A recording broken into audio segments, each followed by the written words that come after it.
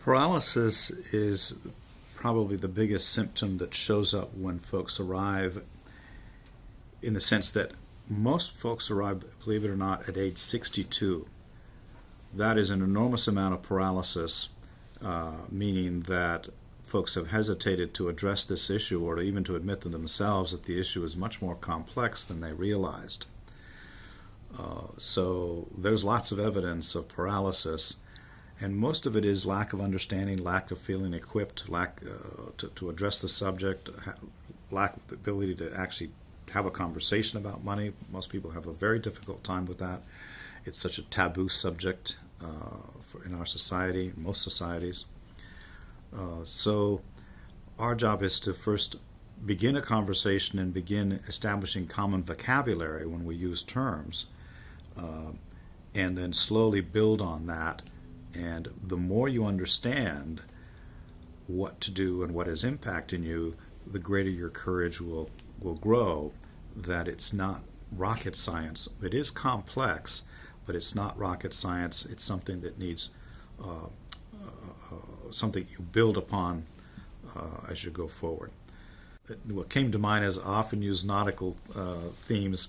I've never sailed a sailboat before, but if you picture a sailboat, especially the old clipper ships, there's a lot of complexity there. There's a lot of simple things, a lot of simple forces at work, from the water, the temperature, the wind, but it's simple but not easy to sail. It's the same thing with money.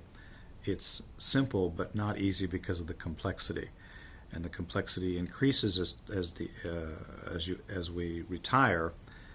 So our job is to raise a person's courage that every piece is doable, manageable, and I like to say, don't fret the wind, adjust the sails, and people know that.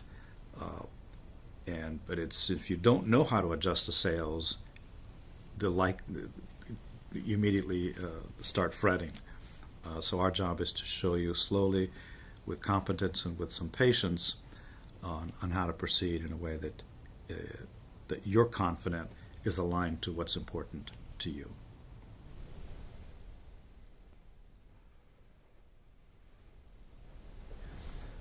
The behavior is usually the incorrect behavior or not productive behavior, simply because most folks don't understand how complex things are. You make a decision here, it affects over here.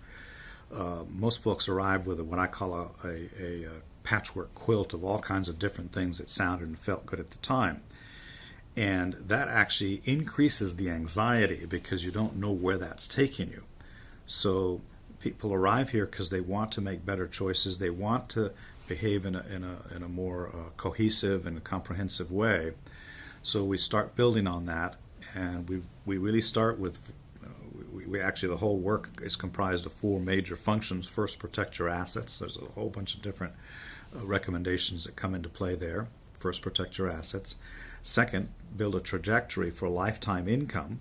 A lot of different decisions go into that. And then third is the diversified investment portfolio.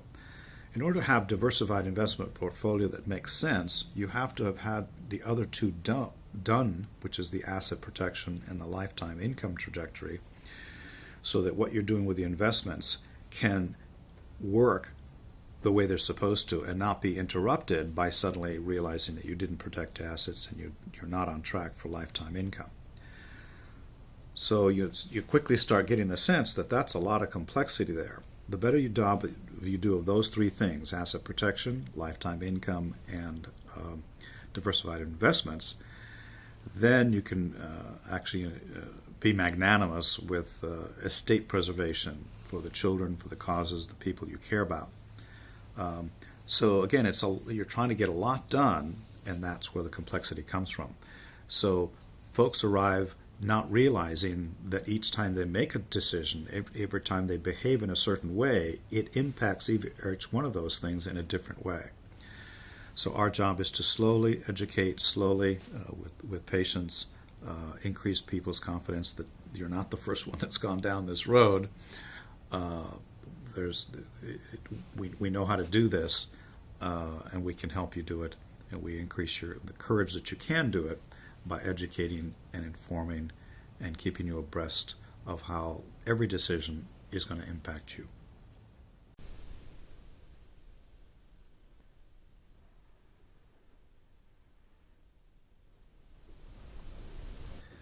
Yes, that's pretty much what we do. The bulk of our clients are near retirement age and retiring, and of course retired as well. So the wonderful thing is that yes, we can.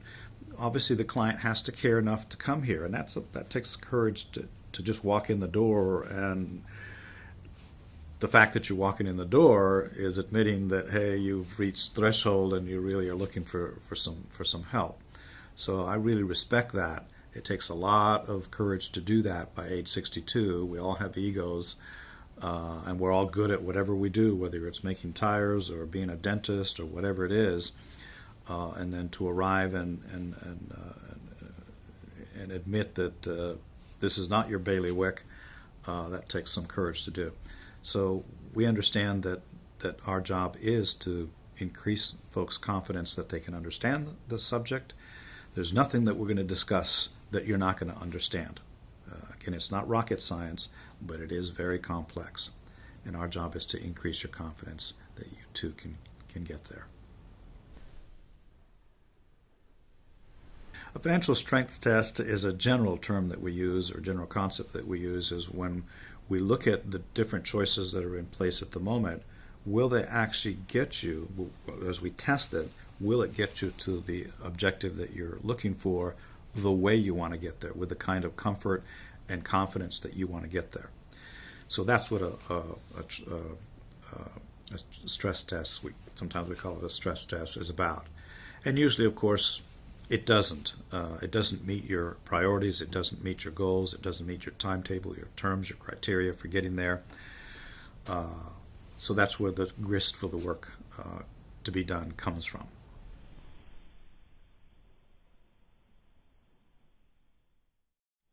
A financial strength test, in essence, demonstrates the weaknesses and the strengths that you already bring to the table with the assets or the particular structure that you have. So everyone has both strengths and weaknesses in the way that they arrive, and the grist for the work that we do comes from realizing that it falls short in this particular way, you haven't taken advantage of these opportunities in this particular way, and that's where the grist for whatever work and improvements comes from.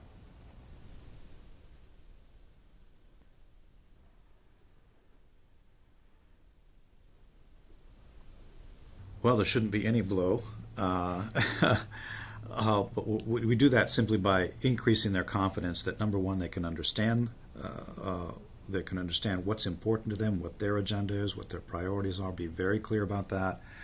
Be clear about what their goals are, their timelines, their terms, their conditions, their criteria.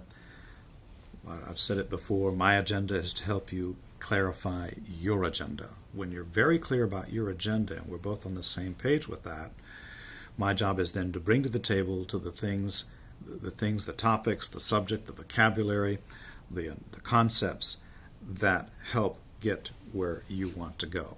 And the more and better, the better you understand those concepts and tools that are available, you give a red light or a green light on them, or a yellow light, and move forward or not. And we encourage you not to give a green light to anything until you feel you understand it, and you're making the choice because you understand it, not because some guru told you to do this or that.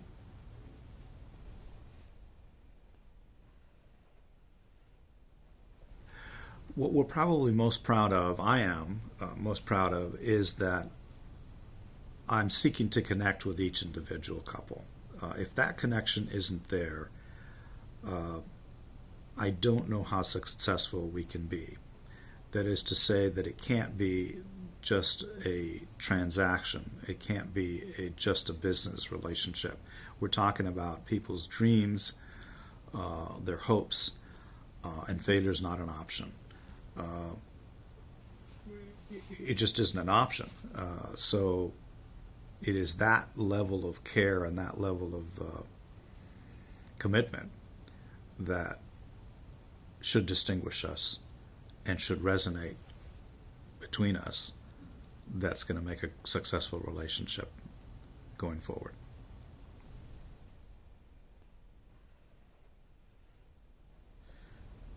Selling a business is less a financial, we've found, less a financial impact than it is an emotional impact for most business owners, meaning that most business owners took an enormous amount of sacrifice and a lot of risks to get to where they were. Some people, in fact, I don't know what the percentage is, but it just has to be very, very difficult to let go of that baby that you've nurtured all those years. So just getting over the emotional, you have to have a compelling reason to do that, and usually, of course, it's the desire for that baby to continue to grow despite your diminished capacity that makes it compelling enough. But also, obviously the business owner wants to reap the rewards that come from having built something that hopefully will outlast them. It's enough to, in fact, when we work with business owners, they have that added layer which makes it even more complex than anyone else. I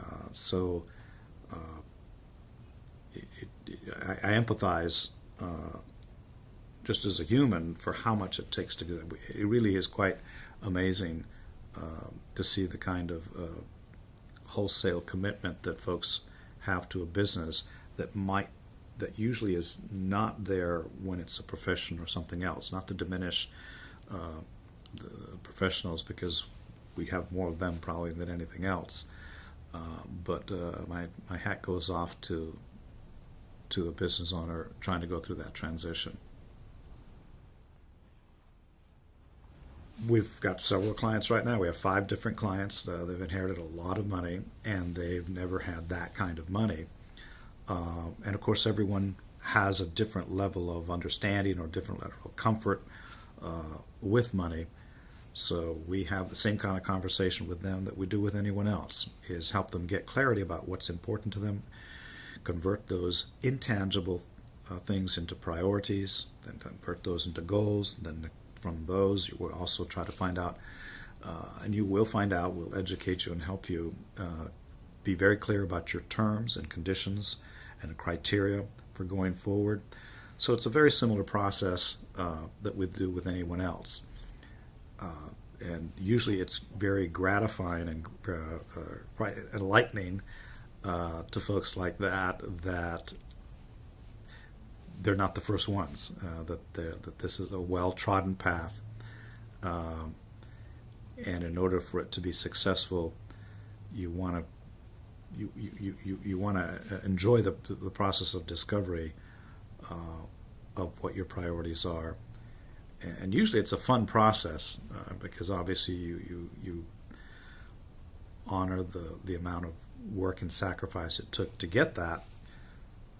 Usually it's from parents, and to be able to manage that money in a way that honors the legacy that you've received, there's an additional level of gratification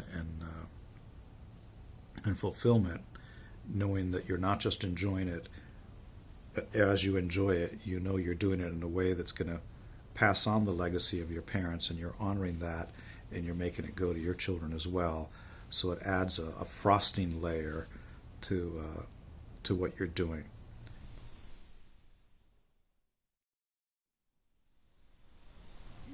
Usually it's reassuring them that they're not the first one and they won't be the last, and this is again a very well-trodden path.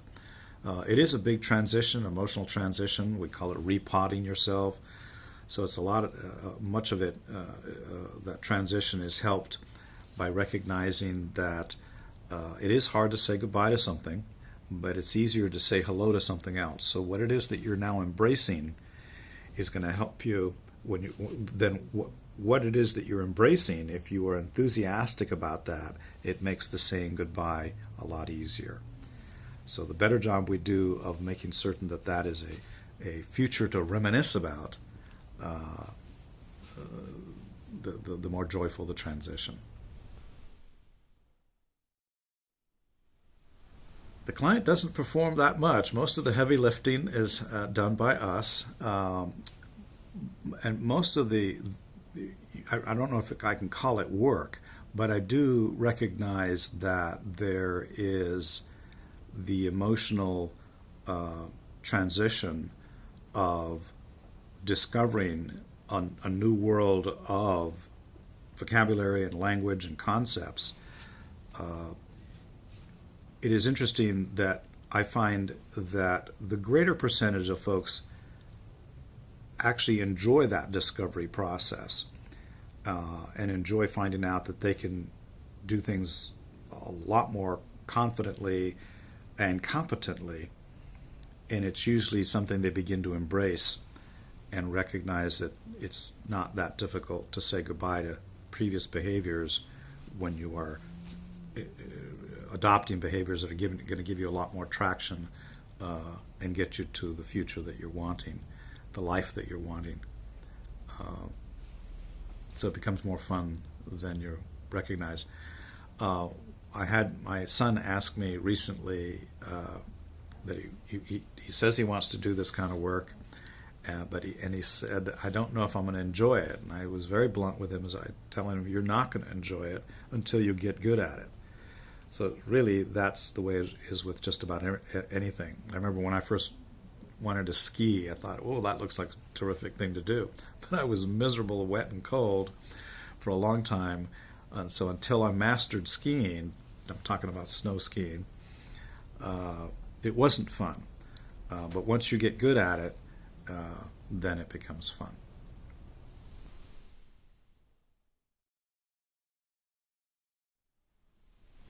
It's not difficult to do when you learn how to do something better.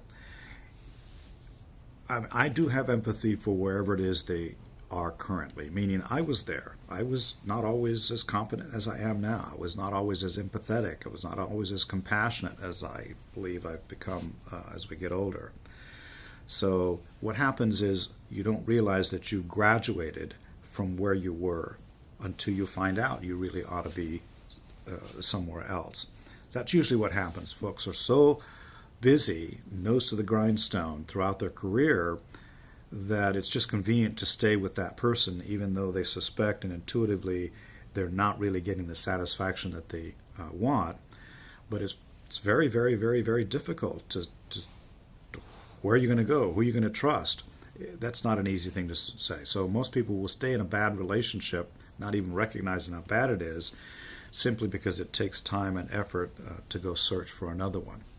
So yes, usually it takes compelling evidence, and we demonstrate the price that they're paying in terms of time, in terms of risk, and in terms of money. Once that becomes compelling, and it has to be overwhelmingly compelling, I find, for people to make that move, and I don't blame them, because it's not easy to let go of relationships that you've already built over time. We, in fact, try to honor and encourage people. We try and encourage people to honor the relationships they already have with the people that are being competent and bringing value to the table. Those are not easily replaced. So we very much encourage people to stay with the folks that are valuable.